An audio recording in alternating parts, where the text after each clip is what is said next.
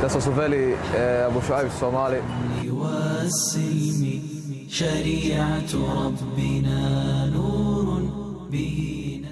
Tämä mies on nimeltään Said Hussein Faisal Ali, 23 vuotta, kotoisin Espoosta. Viime lauantaina hän antoi kasvot Suomesta Syyrian sotaan lähteneille. Koska sen pitää tulla olemaan kaikilla maailmaa, joka ikisessä maailmassa. Suomessakin tulee olemaan sharia binnillä. Tällä propagandavideolla hän kertoo, kuinka auvoista elämä on islamilaisessa kalifaatissa ja kuinka kaikkien suomalaisten kannattaisi muuttaa sinne. Mä kutsun tällä hetkellä veliä ja muslimeja, jotka asuu Amerikassa, Suomessa, joka puolella Euroopassa. Tulkaa tekee hijra, tee perheen, älkää pelätkö. Meillä on kalifaatti, joka auttaa meitä rahalla kaikella. Sä menet taistelee, sä tulet takaisin sun perheen luo. Pojan isä on esiintynyt A-studiossa aiemminkin. Hän on somalipoliitikko, entinen Suomen somaliaktiivi ja nykyinen Somalimaan oppositiojohtaja Faisal Ali Warabe. Saimme hänet kiinni Somalimaasta.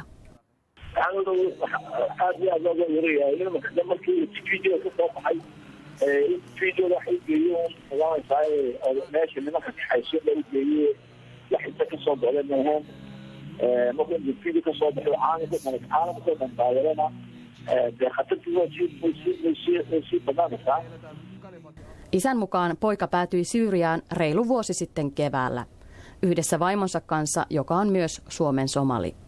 Pojan radikalisoituminen oli järkytys.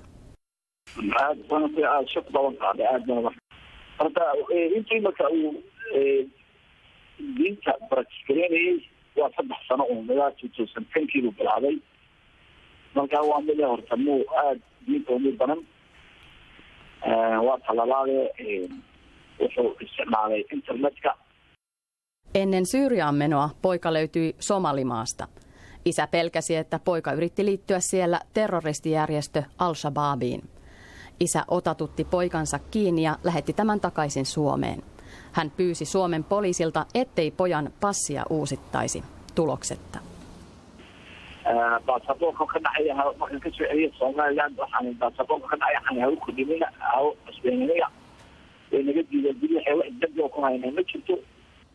Suojelupoliisin mukaan Syyriaan on lähtenyt Suomesta jo yli 40 henkilöä, suurin osa juuri ääri-islamistisen Isiksen riveihin.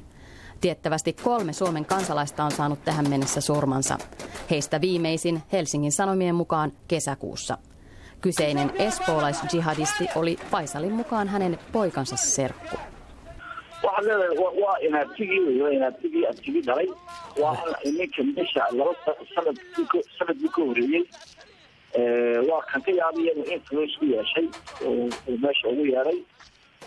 Jos serkku houkutteli pojan Syyriaan, onko mahdollista, että heidän lähipiirissään on muita, jotka ovat vaarassa radikalisoitua?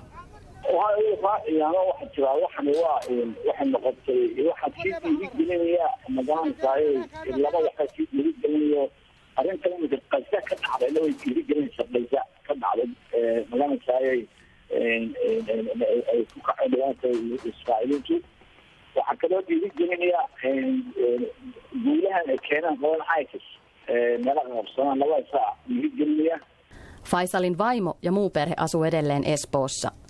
He pitävät yhteyttä poikaa muun muassa Facebookin välityksellä. Isä syyttää itseään siitä, että ei ole ollut tarpeeksi läsnä pojan elämässä.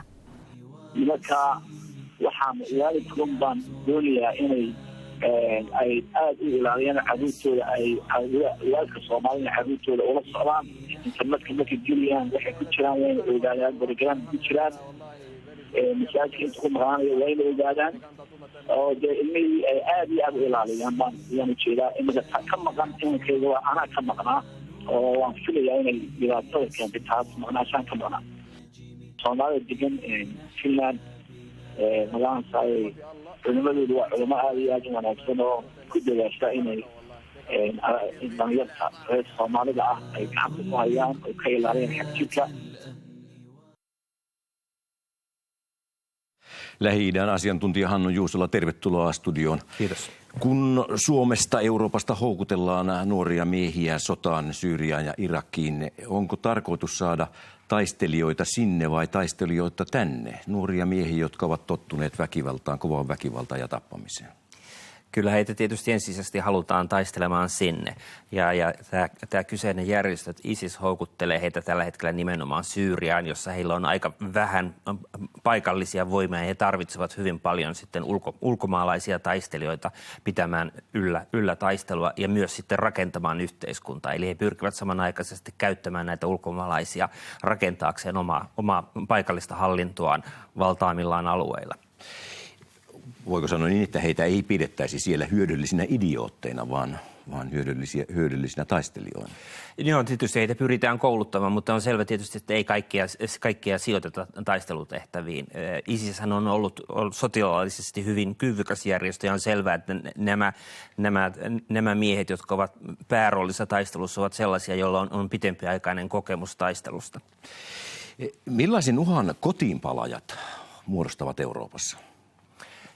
Selvästi muodostavat. Ei sitä epäilystäkään, että kun tähän ideologiaan kuuluu kuitenkin myös se, että länsimaat on osa tätä samaa vihollista kuin sitten nämä kohteet alueella, niin on olemassa ilmeinen vaara, että osa paikallisista tai palaajista sitten käyttää väkivaltaa myös täällä. Meillä on jo muutamia esimerkkejä tällaisesta, muun muassa Belgiasta, jossa juutalaiseen museoon iski Syyriasta palannut jihadisti.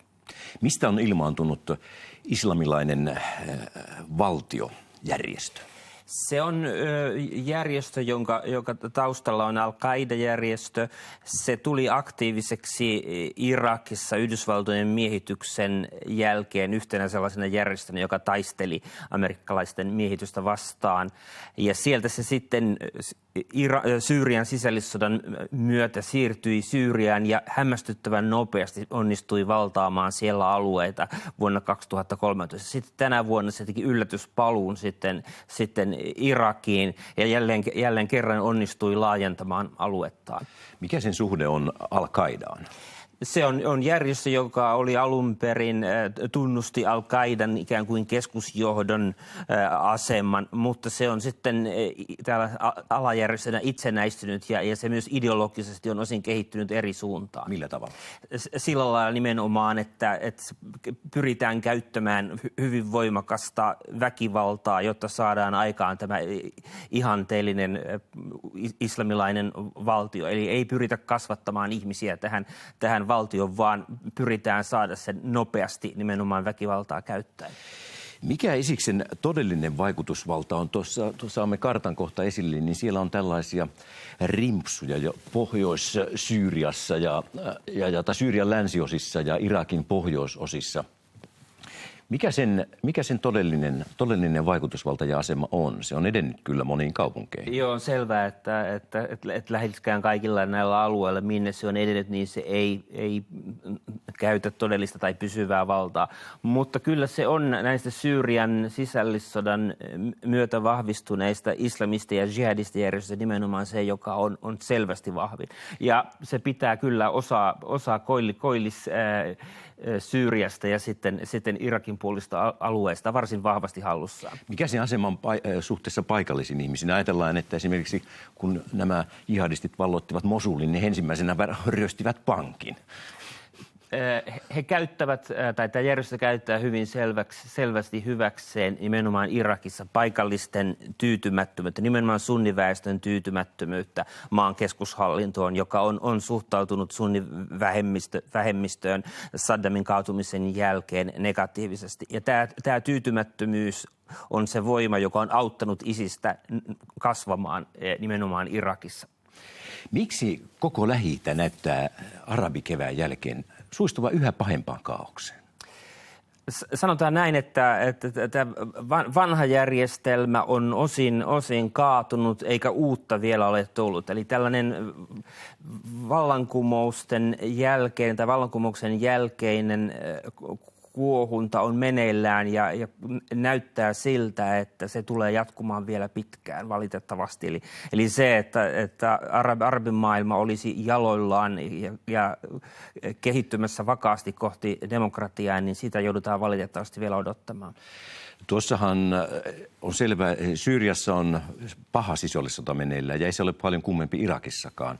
Onko tällä islamilainen valtiojärjestöllä jalansijaa muualla niin kuin mahdollisuutta samanlaiseen niin kuin vaikutukseen kuin tuossa näissä sodasta kärsivissä Syyriassa ja Irakissa? He pyrkii kyllä hyvin aktiivisesti levittäytymään. Esimerkiksi tällä hetkellä he ovat hyökänneet myös Libanonin puolelle. Heidän mahdollisuutensa ovat selvästi parhaimmat ilman muuta sellaisissa valtioissa, jotka ovat rikkinäisiä ja joissa on hyvin voimakkaita uskontoryhmien välisiä jännitteitä. Ja pidemmän päälle en usko, että heillä on mahdollisuus levittäytyä laajemmalle. Yksi keskeinen ongelma heillä on se, että heillä ei ole useinkaan tällaista paikallista kannattajajoukkoa monissa näissä maissa. Joten voi päätellä, että tällainen islamilainen kalifaatti, islamilainen valtio ei ole realismia. Ei. Se aiheuttaa kyllä ongelmia tällä hetkellä ja ehkä myös lähivuosina, mutta pidemmän päälle niin en usko, että se kestää. Paljon kiitoksia, Hannu Jussila. Kiitos.